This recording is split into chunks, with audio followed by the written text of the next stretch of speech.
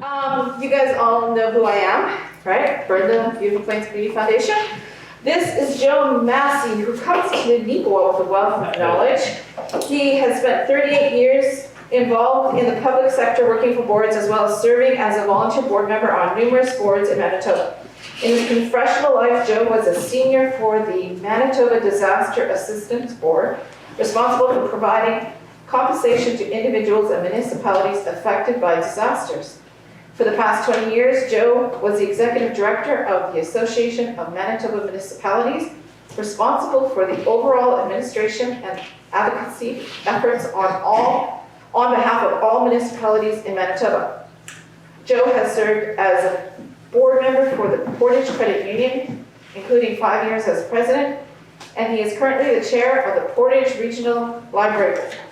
He also serves as a co-chair of the Rural Manitoba Economic Development Board that was established in 2019 to better coordinate rural economic development in Manitoba. Joe retired as executive director of the Association of the Manitoba Municipalities in 2022 and is currently doing part-time consulting contracts and enjoying the benefits of retirement fund. Welcome, Joe. Thank you. I'm going to stand. I feel a little more comfortable when I stand and talk. So first of all, thank you very much for the invitation. I actually was invited by Merrill Crew, who a lot of you know is the Economic Development Officer here at Neepawa, and serves on that Rural Economic Development Board with me. So we've gotten to know each other quite well, and she mentioned this, and I love talking to board members. First of all, I should ask, are all of you board members, or any staff members here, like people who are not board members? You're a staff person? Well, we don't have any paid staff, Yeah. but I am the CAO as well as the board chair Right. for West Okay. Asia. I know you are, yes. Okay, great. Thank you for taking the time. This is a really big topic, and I know a lot of you are here. You're taking the time and you volunteer your time to make your community better and the boards that you serve on better. And I commend you. It's a great passion that you're doing for your community. And I think a lot of you know in small communities, it's usually 10% of the people do 90% of the work often, and that's people like you who are here, and so I congratulate you. Just a little bit about Neepawa. I, of course, worked for the Municipal Association, was here many, many times, and just seeing the change in Neepawa, the growth, and you got a lot going on in Neepawa right now, and you should be congratulated. It's a beautiful community. You are a beautiful part of Manitoba. I mean, the escarpments and the hills and everything. It's just a beautiful park. You're on main highways. So you've got a lot going for you, and I think organizations like yours add to the vitality of your community. So this is really important work that you do. Well, what are the I'm going to cover two things, and then at the end, maybe a short time. I really want to hear from you what questions you have, comments, things you're dealing with in your organizations. But I'm just going to cover a couple of qualities that I have seen over the years that make a good board member. And then I'm going to give you some things that as board members you should look for serving on the boards. You're not experts in everything. You don't have to be all knowledgeable, all powerful, as a lot of people think, but you have to have some basic qualities and what to look for when you sit on boards. So some of the qualities, first of all, I think the most important thing by far is you have to have a passion for your organization, for your cause. Why are you on this board? You have to have a passion, and I use the term, you're not there to beef up your resume. It's not, and I sat on a nominating committee one time, and you go through nominating, looking at board members, and I said, well, why do you want to be on this board? He said, this is good for my resume. He actually wanted to run for council at some point and thought this would be, our nominating committee just spit him out. It was he just was there for the wrong reasons. And I think it's important that all of you have a passion for your organization. So you need that as a board, and when you're looking for board members, make sure they have that passion for your cause. Number two is eagerness to participate, and that's, anything from the board meetings to help sell things to whatever it is that your organization does, you have to have an eagerness to participate. When people like Brenda ask you to serve, put your hand up and get into it, because a lot of these boards are run by volunteers. You have maybe one paid staff person, sometimes a bigger organization has more, but it's really important that you get an eagerness to participate. Number three, be prepared. it sort of goes without saying, read your agenda, read your material. I work for a board at the AMM of 17 elected officials. I know you're probably wondering, how did you survive 20 years dealing with elected officials? Because they are a very unique brand of people. They're often type A personalities, they love attention, they love to be on boards and serve their communities. I have a lot of respect for them. But they are, you have to handle them with kid gloves sometimes. And you know, it was amazing nowadays with emails, how many times I would see my staff would say, you know, half the board didn't even open their board package. Because you can tell now, you know, when you send someone an email, the person even open it. And I think that's really unfortunate. I think you need to make sure that you're on the board, read the material that's sent to you, and make sure you come prepared. And I think that you owe it to the organization and to the staff person that prepares all of that material. Number 4, expression of ideas. This to me is so fundamental. How many of you sat on boards when one of the board members probably didn't say a word in 3 years sitting on that board? And sometimes it's, you know, people say, well, they're maybe shy or they agree with what's going on. Even if you agree, sometimes express your ideas. You are there for one main function, and that's to make sure you give your ideas, your thoughts on what it is you're dealing with. That's why you're there. Have any of you ever heard of the washroom syndrome? Okay, this is, I'm sure we've all been there. After a board meeting, or at the break, or at the lunch break, board members go into the washroom and they start talking about the decision that was just made. And generally, sometimes the board member who's complaining about the decision never said a word at the board table. You hear it in the washroom, you hear it in the coffee shop after, you hear it over lunch, and it's frustrating. Because when I was the executive director, when I would hear a board member expressing real concern about a decision, but hadn't said a word, it really bothered me. Because the one thing you should do is bring your thoughts and your ideas. So make sure you express yourself. And there is no bad comment as a board member. And I know we all feel that sometimes. Geez, I don't know, this sounds maybe it won't be a very good comment, maybe people, doesn't matter. You have an obligation to express your ideas. Number 5, curiosity to learn. Very important. You know, a lot of people, you know, I don't know how you got onto the boards, but you know, you're sort of asked, you're recruited, whatever. And you know, you may not know all the ins and outs of the organization, the Community Foundation, for example. They do great work, but you may not know all what they do and how they're structured and the mandate. So be curious, learn, ask questions. It's really important that you go on the board and be as curious of what, and if something doesn't seem right, question it. Like, don't accept just, well, we've always done it this way.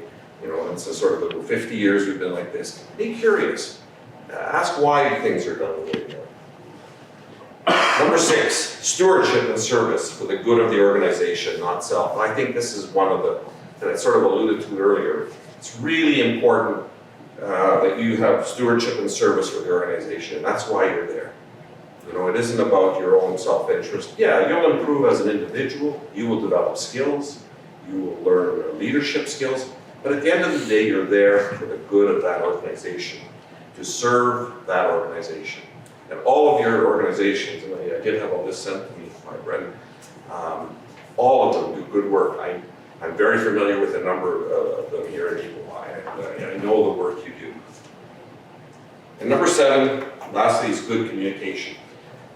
This does not mean you have to be the best public speaker. This does not mean you have to be so articulate on every file that, you know, it's really saying, give your thoughts. Explain why you're for or against something. Talk to board members. Be a good communicator in the community. When someone asks you, well, what's happening? You know, at you're the NACC, is it? No? NACTV. Why, what's happening there? What's going on? As a board member, you know, express yourself and show the enthusiasm for the organization. So those are some of the qualities of a good board member. And I think when you're looking for board members or yourselves, keep these things in mind, because I think that's what's really going to make your boards effective. Now, what are the things that you really need to watch? you get on a board and you are bombarded with information, especially new board members, your financial statements, you've got to evaluate the CEO, you've got to do this, you've got to do that. What are the key things as a board member? And the things when I sat on a board that I always wanted to make sure, because it's not your full-time job, it's not something that you're doing 40 hours a week. This is something you do for the good of your community. So you have limited time, you have other responsibilities, you have a very limited time to dedicate to the board. Here are the things that I think are really important for you to watch for. Number one, does your organization have a mission, vision, and purpose? And you know, I know we all get caught up in the missions and value statements and wordsmithing. I've been to enough strat plans. But does your organization at least have a mission? What it is, why are you there? What's the goal of the organization? Does it have a vision and does it have a purpose?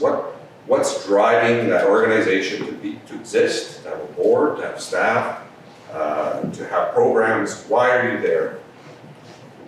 Number two, this is very important for those of you that have staff persons, and generally, and I mean this is a whole topic unto itself, but generally, if you have a CEO or an executive director or somebody in that position, it's your responsibility to hire that person, to monitor their performance, and then to evaluate.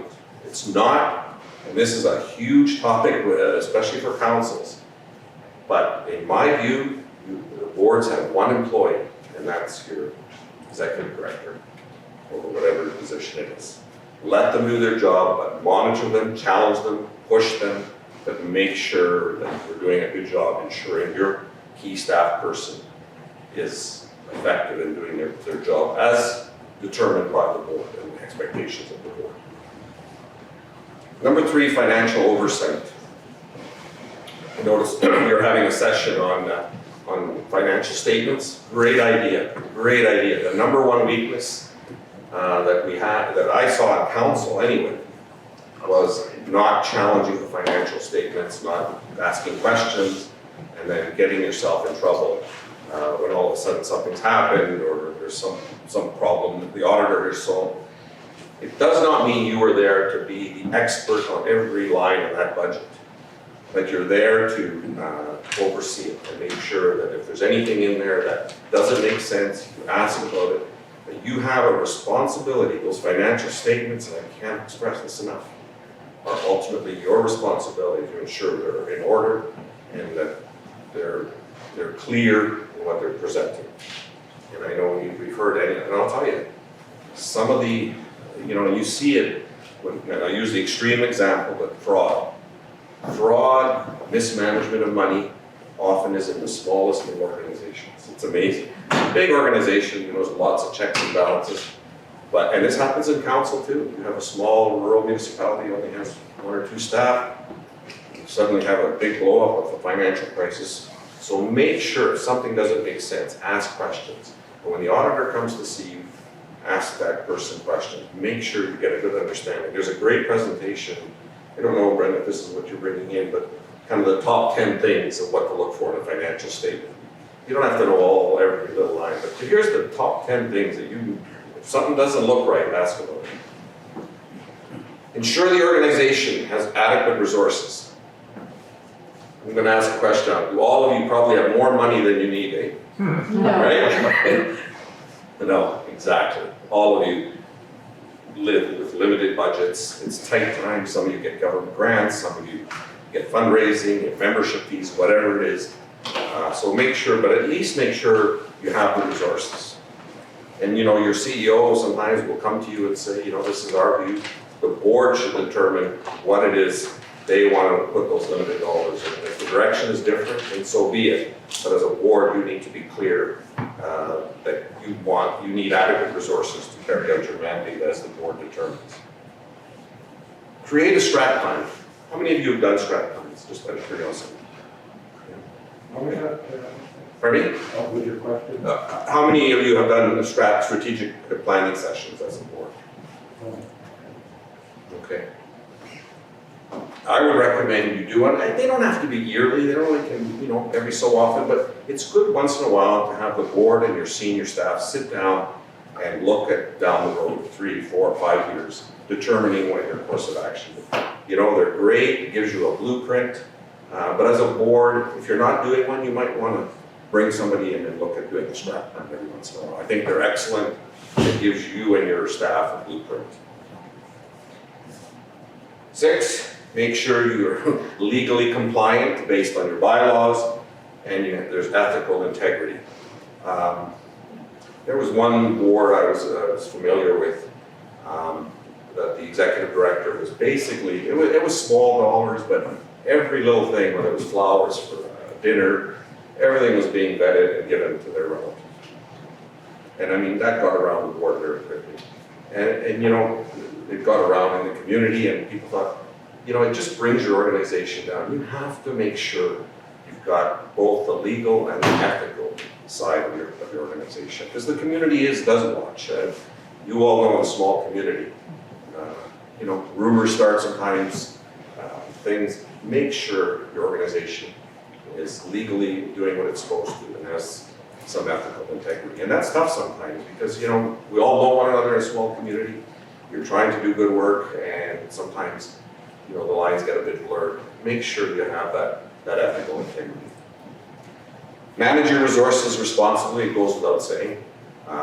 You know, as board members, I think a lot of you probably are not paid to be on board. Some boards are paid board, but they're not generally big amounts of money. Make sure you manage your resources responsibly. Number 8, this is very important. Recruit and orient new board members and assess board performance. There are some excellent tools out there to have your board go through a self-assessment. Are you doing the things as a board you should be doing? I know at the credit union we had those that we did them every year. We looked at our board. We had new board members come on, we'd orient them, and that's a function of the board. It's really important. Your staff person can go through some of the nuts and bolts of it for a board member, but it's really important that you as well go out in the community and find board members. If you're having trouble recruiting, get the board to go out and start recruiting good people. Make sure, this is another very important one, enhance your public standing in the community. You know, when you sit on a board, whether it's Community Foundation or any other ones here, you are representing that organization in the community. And it's really important that when you're out there, they know if you're on the board that your organization is first class, it's a good organization. Be proud of it, make sure you enhance it. And that'll get people very interested in your organization because if they see it's being run properly and there's people coming and wanting to be on the board, they see the value of it, that's going to be great for your public standing as a community. And finally, make sure you strengthen programs and services at all whenever you can. You're limited in your budgets. Always push your staff and your board members to look at how you can increase the strength of your programs, how you can make them better, how they can serve, because that's, at the end of the day, how people are going to judge the service you offer. You all offer something in the community. That's why your board, your organization exists. So make sure you are offering the best possible programs. So those are the sort of the highlights that I see as a board, good board members, what to watch for. There's a lot more material in this, depending on your organization, that can be tailored. But the main thing I want to leave you with today is to make sure that you are proud to be on your boards. Make sure you're constantly pushing your organization to be the best it can be.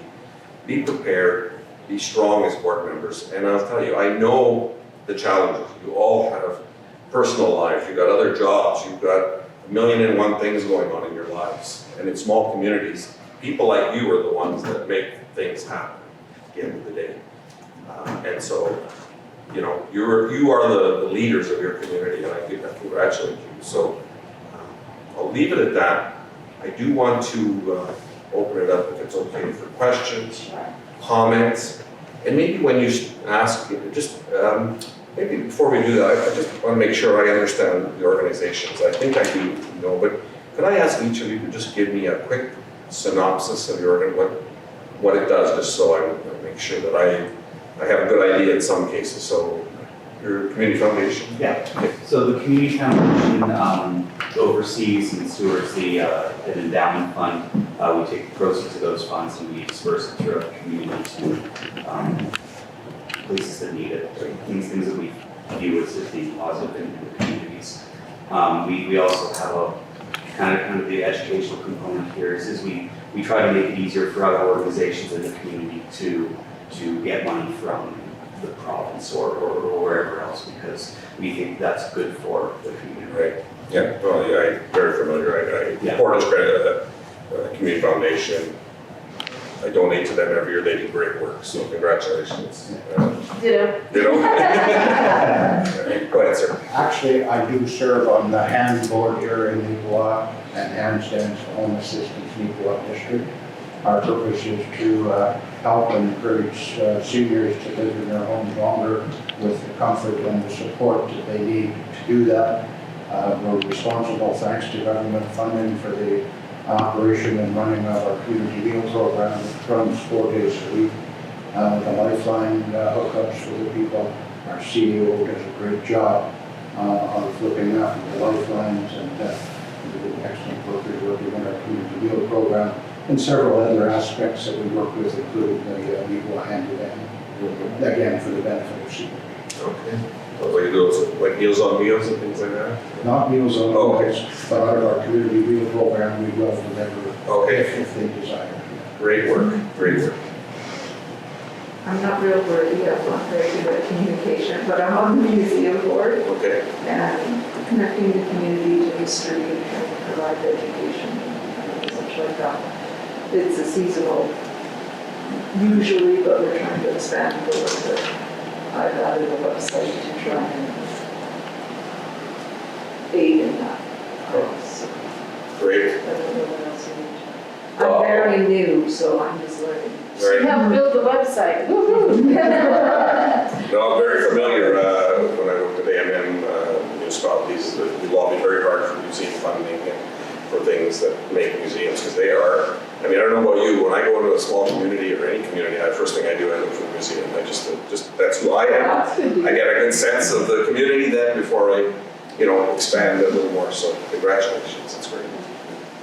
Go ahead. Sorry, Danny, go ahead. Oh, sorry.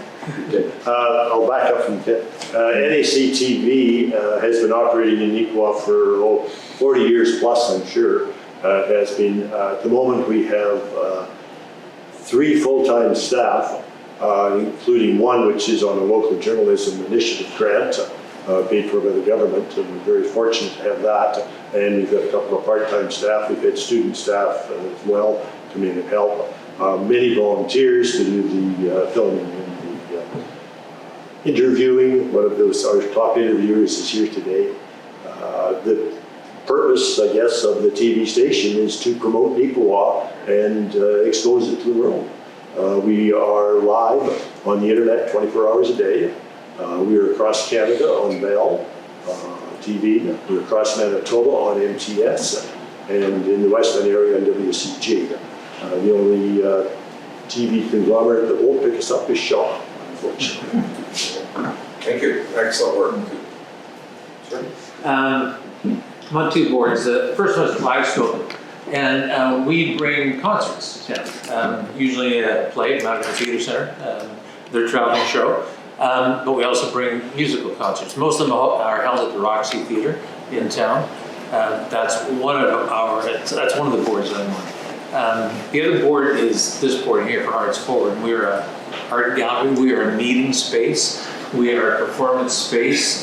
We have classes, art classes, music classes, language classes, dance, all of those kinds of things. So our purpose, I guess, is there's recreation, but also cultural events too, and cultural training to citizens of Newport. Excellent. Yeah, reported we have the Leslie Center. Right. Very clear. I was on that board. I'm Susan with West Metaphasia from Brandon. We work with people who live with a chronic communication disorder known as aphasia. Aphasia's been all over the news the last few days because of Bruce Willis. He was just recently diagnosed with aphasia. Well, that's the kind of people that we help.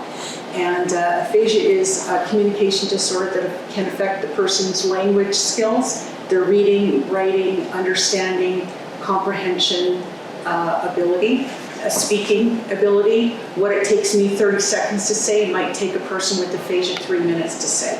By the time they know what they want to say, they just have trouble processing. It just takes them longer to process and get it out. So we work with people who have aphasia to help them further develop their language skills and help them communicate with others. We also work with their caregivers, which could include family, friends, healthcare providers, to help them learn how to communicate with the person who can't communicate. So it's quite challenging. We are not part of the provincial or federal healthcare system, so we don't get government funding. We struggle to keep our doors open, like a lot of nonprofits do. Oh my God, I lost my train of thought.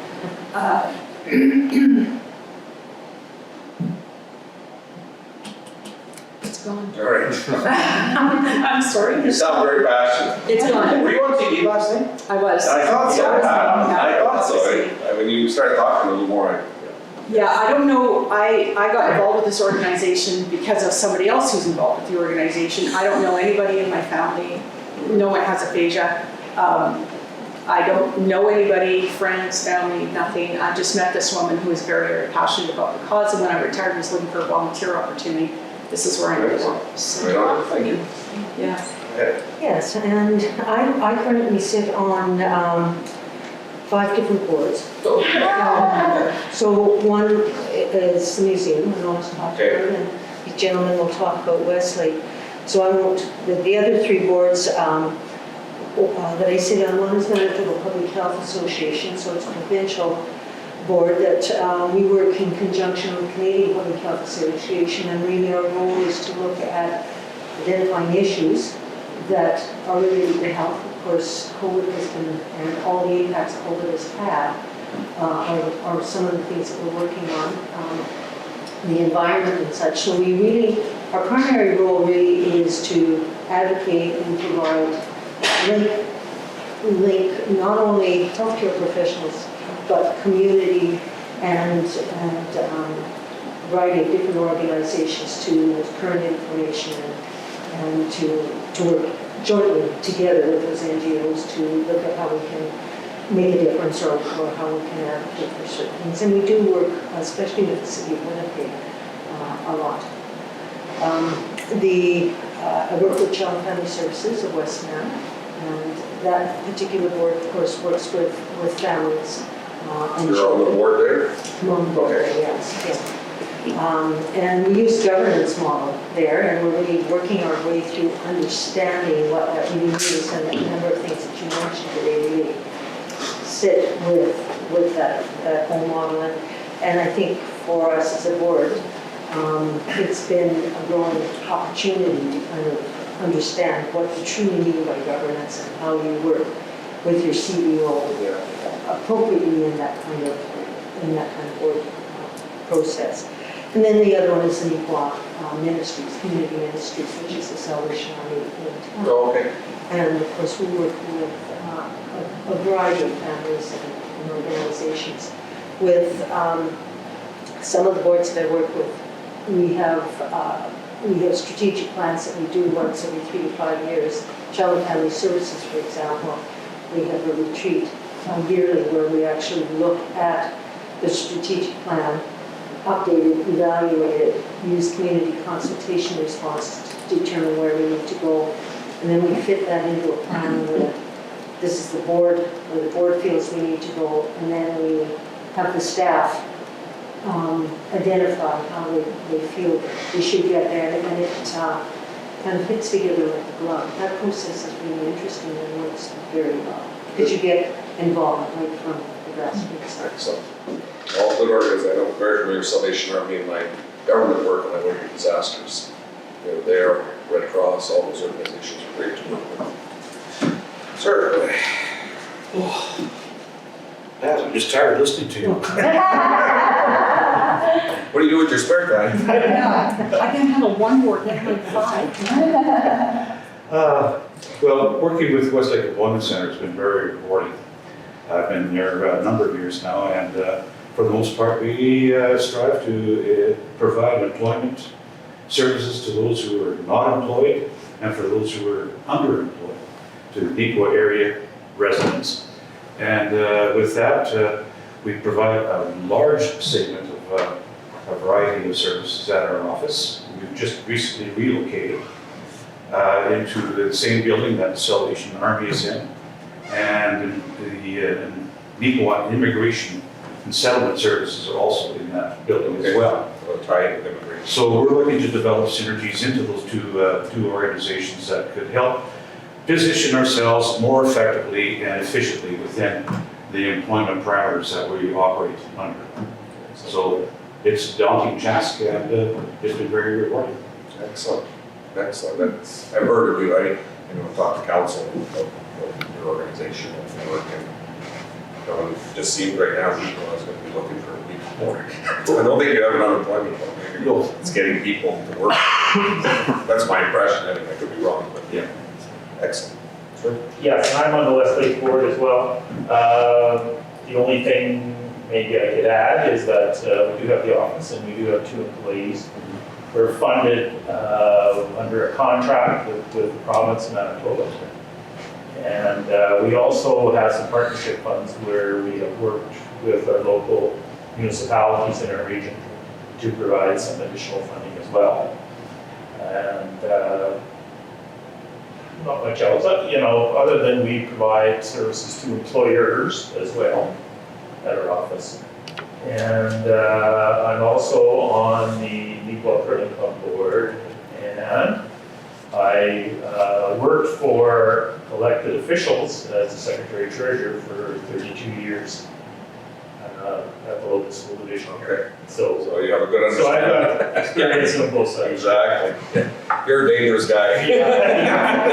You've been on both the board and senior officer. Yeah, excellent. Well, great cross-section of people in your community. So I'm going to open it up now, and what I'd like is be very frank. If you something bothering you on your board, or just something you want to ask or a comment even.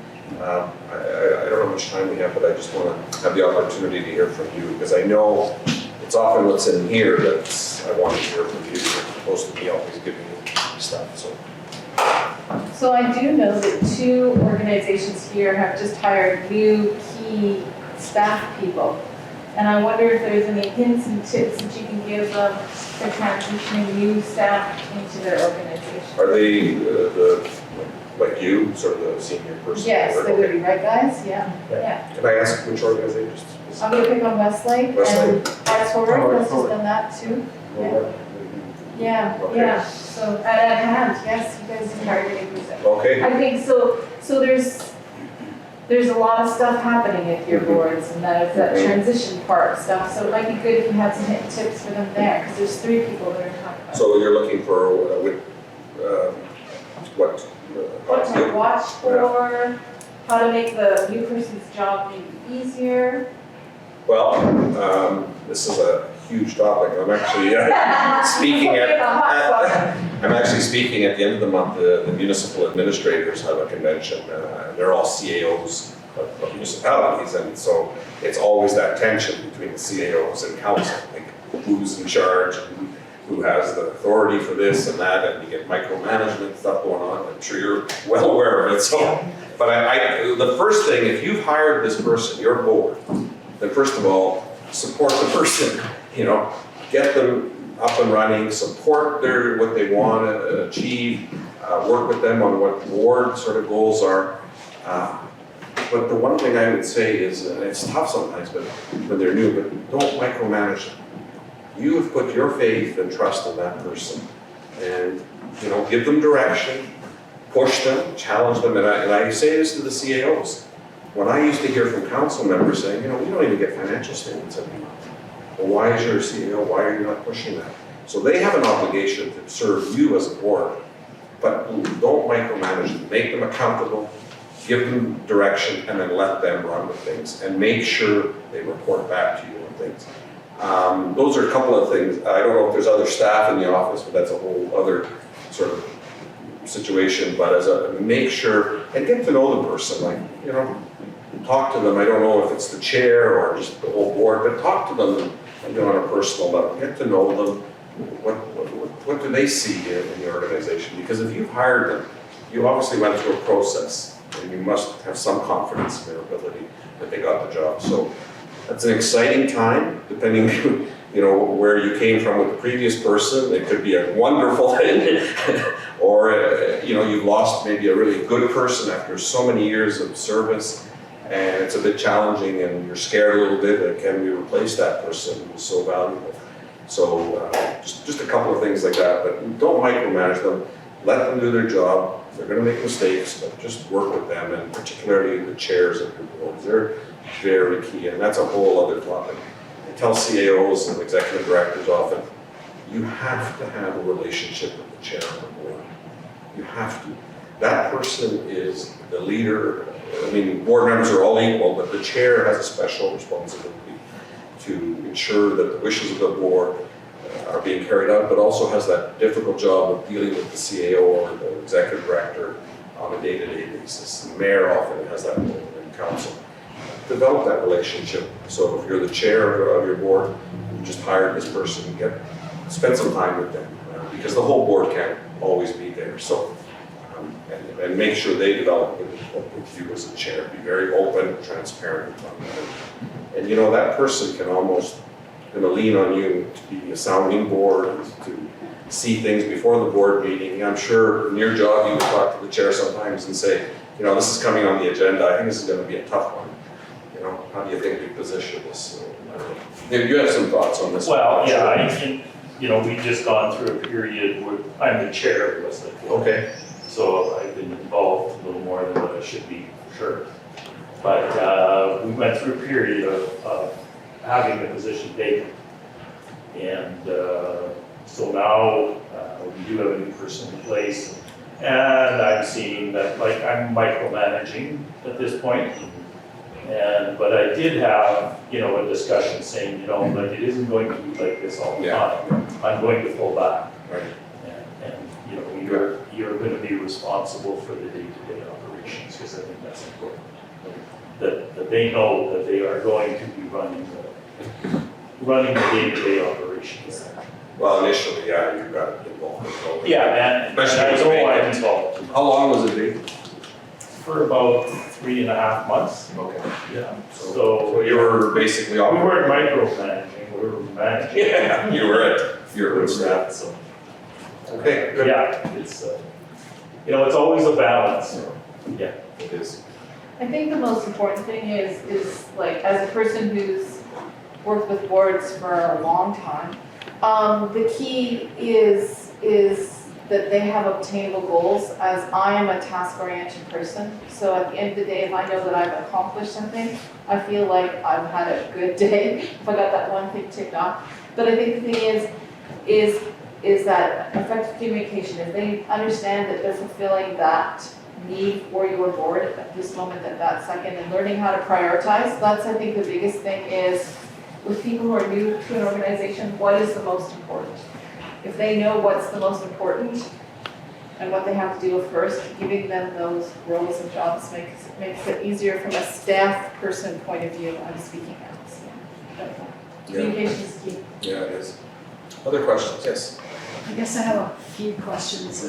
This is the first board I've ever been on, and I walked into it's a very unique board because of the issue that we work with people with.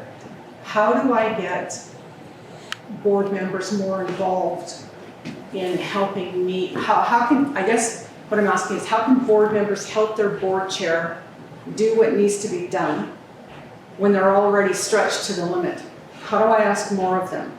More of their time, more of their investment into doing what needs to be done? Or is that all the responsibility of the board chair to do? In my mind, and I could be wrong because I don't know a whole lot about boards, that the board members should be doing a lot of the work to make the organization successful and to help it run. It's all done by the board chair. And we have a very small board, unfortunately, because we've lost people because of COVID and you have staff? things. No, we don't. So We it's all don't have board, paid staff. it's all board members. Pretty much, we Yeah. have 2 part-time casual clinicians that are paid a certain amount for clinical time, but they also put in countless hours of their own time.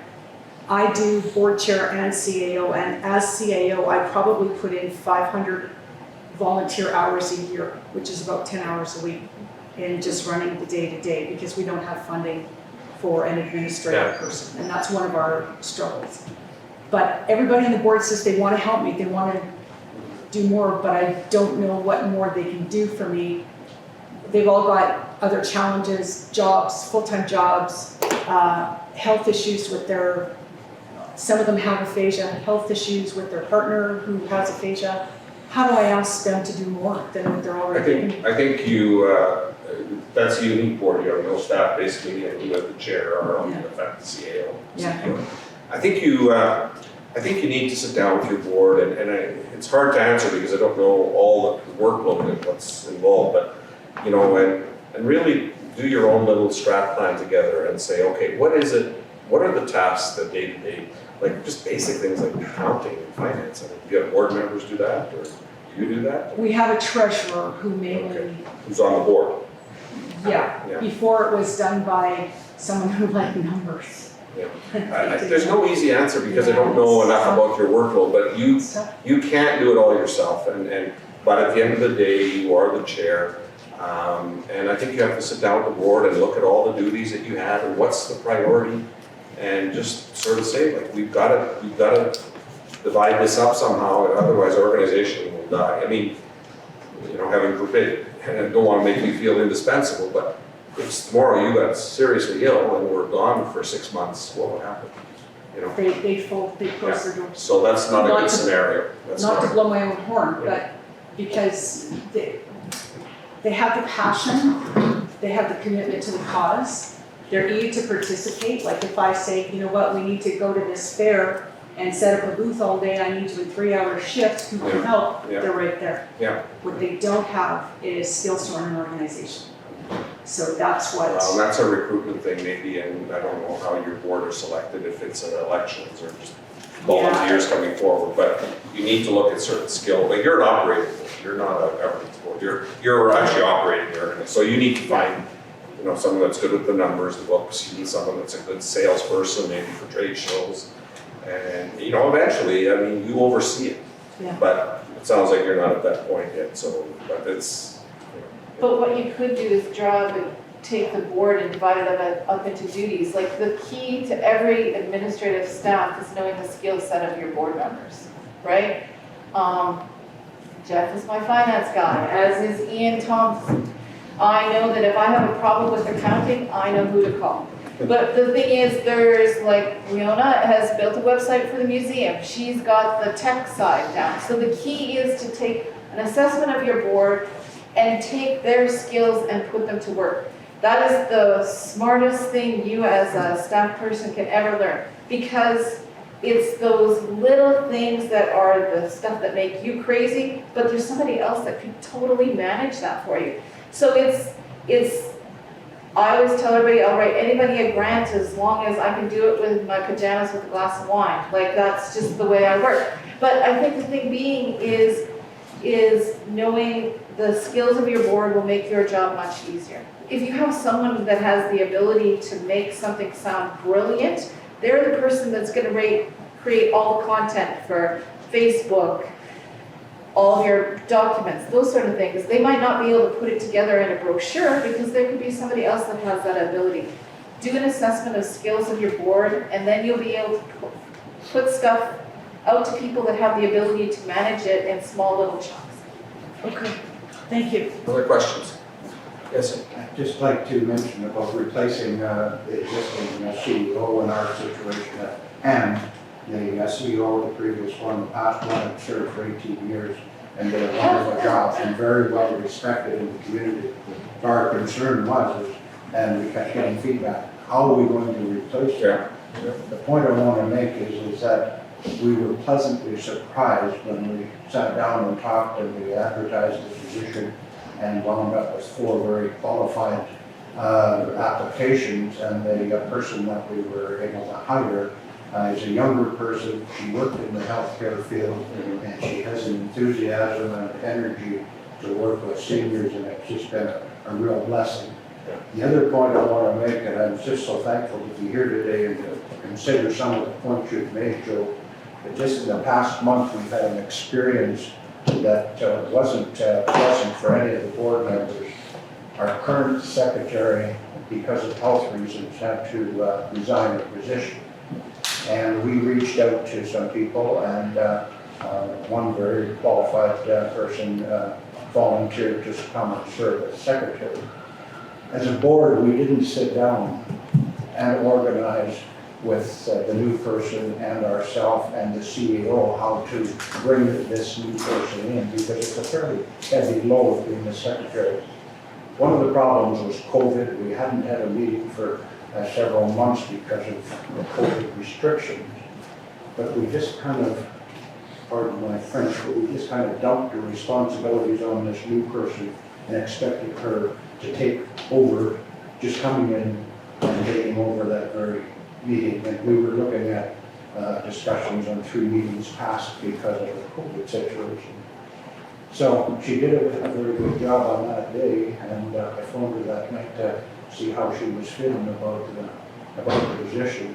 And to make a long story short, she said, I'm completing the minutes.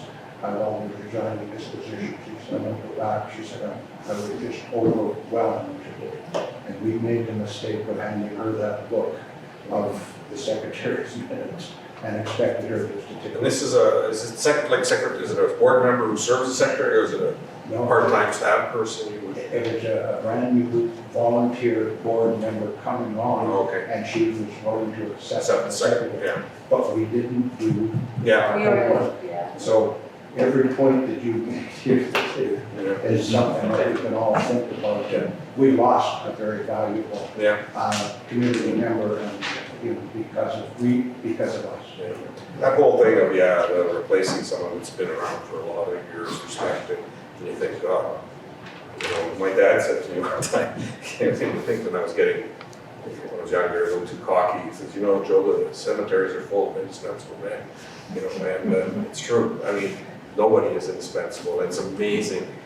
But the one caution, and I'm guilty of this too, I've served on boards and when this happened, this new person, don't say, Bill used to do this.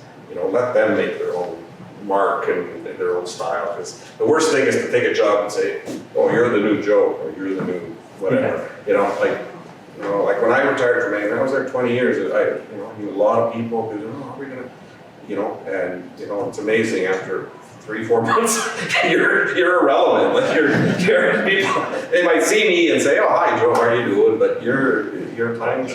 And I also wanted that break. I didn't, I wasn't going to be dropping in the office and saying, "Oh, that a new person is doing." That's not my style.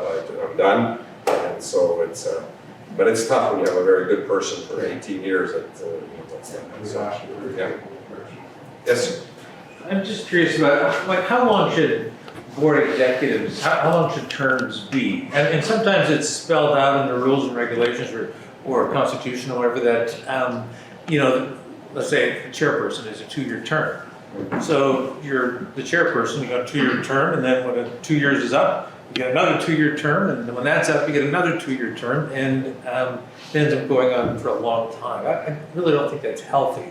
Do you have any recommendations on how long those executive members should? You know what, that's a very tough question, because there is a school of thought that believes in term limits, for board members or the provincial board I'm on, provincial government, it's very clear has term limits, and after a couple of terms you're done.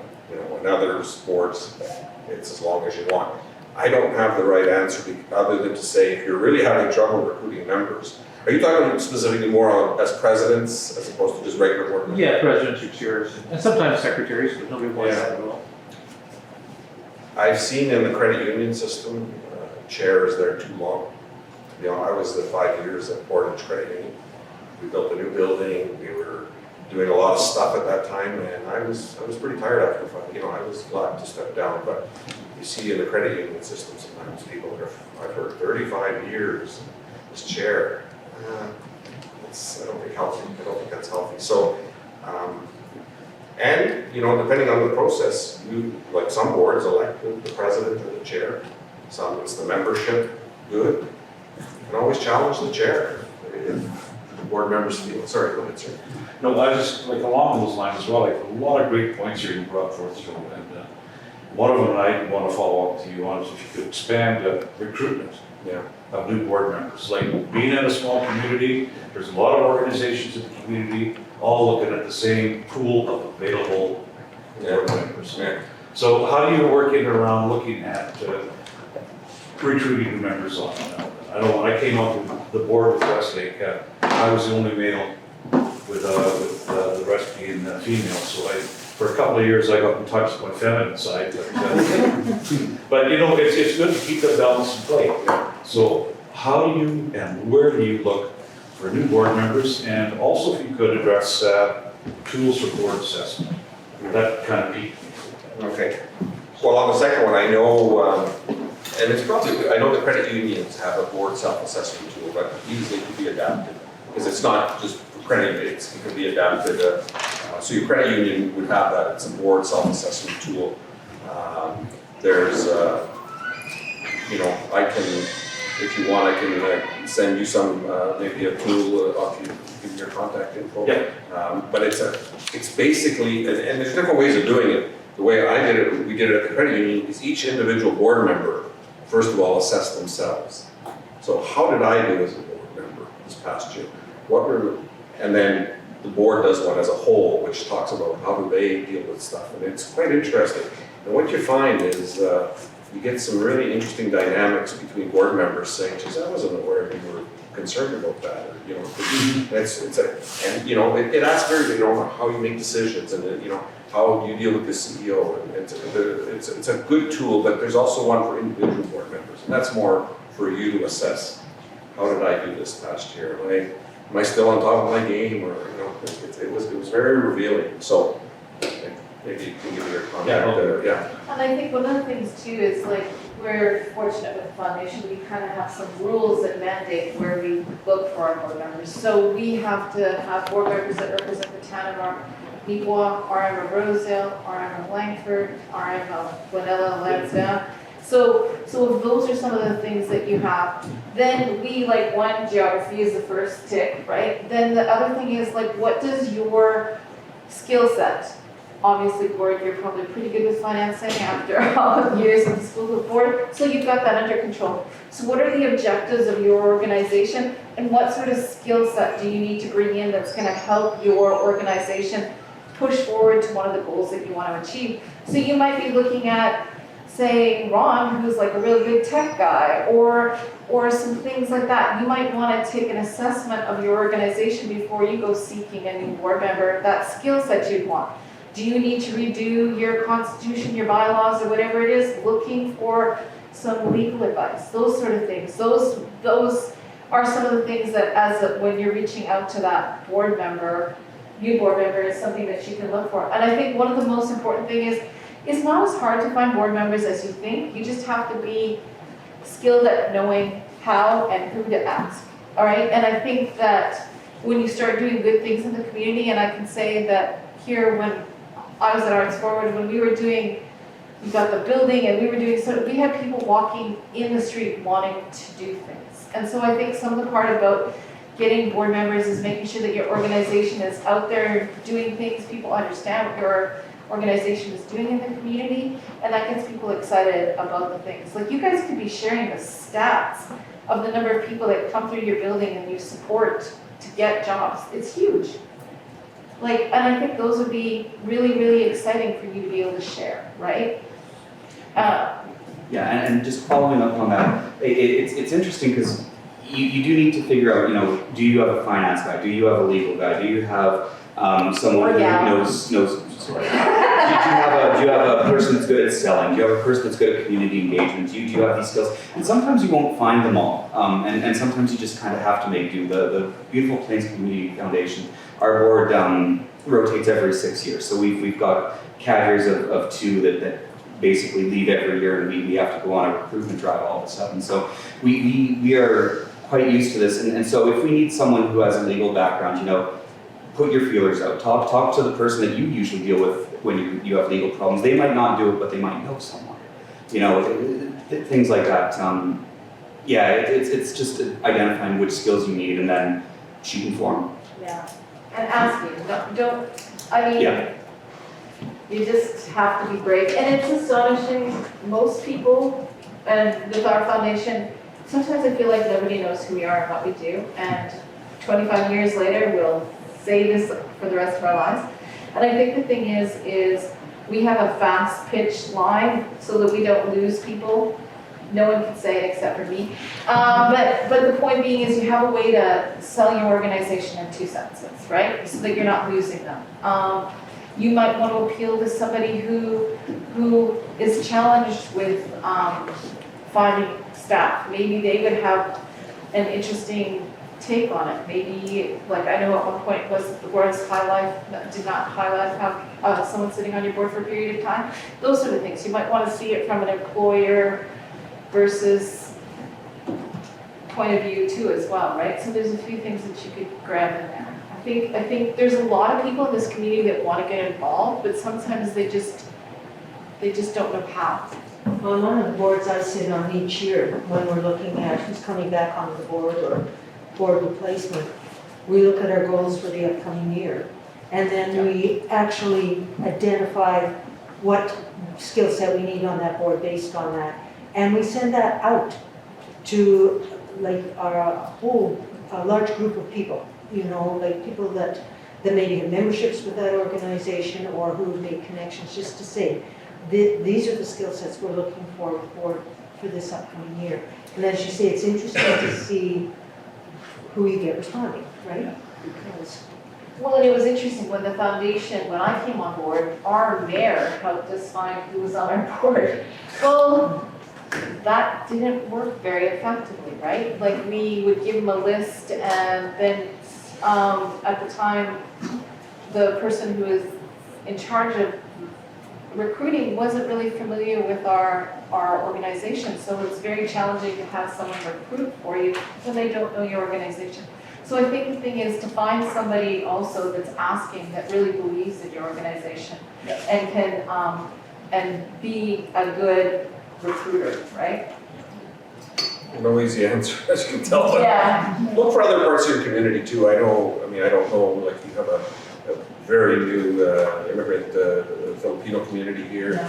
They need to be plugged in somehow, you know, and often it's a cultural, maybe they feel shy about volunteering for boards, but, you know, but I'll tell you, like Portage Library, I retired, got a call from the mayor of Portage. He said, I'll have lunch with you. And because I like him and I respect him, he said, Joe, what you do? Because we're creatures of municipalities at the end of the day, and the RM of the city. I would like your skill set to go on the Portage Library board. So, Which is a very beautiful library. It is a very beautiful library.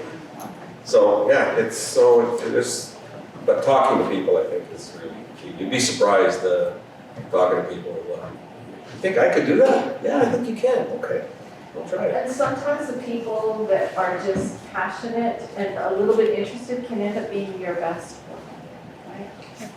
Yes. I have two things. One is, on a typical nonprofit board, which is what we are, should there be, like, is it typically on board that after the chair's term, the vice chair becomes the chair, et cetera, the secretary becomes the vice chair, whatever, however, like, is there a hierarchy there that should be? There is for some, yeah. I mean, But not In a every, perfect world, it works that way. usually it's always chair. It never works that way. okay, that's what I'm But it wondering. It depends on sure doesn't work that way for us. Well, it depends on your structure. Some are elections by the membership. Yeah. Okay. And like 8 AMM, that's not a guarantee because you're vice president, you're going to be the president. It's an election process. Okay. The second thing is West Montefiore is looking for board members, so if you know anybody out here, you said to talk to people, so hello.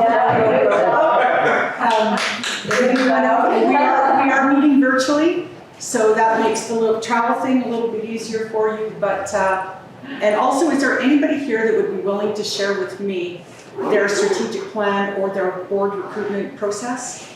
That you could send me your document or whatever. I'll just leave that with you and maybe get in touch with Brenda if you can help me out and Because we've had, because it's such an informal, unique board, there's no structure at all, and there never has been in existence.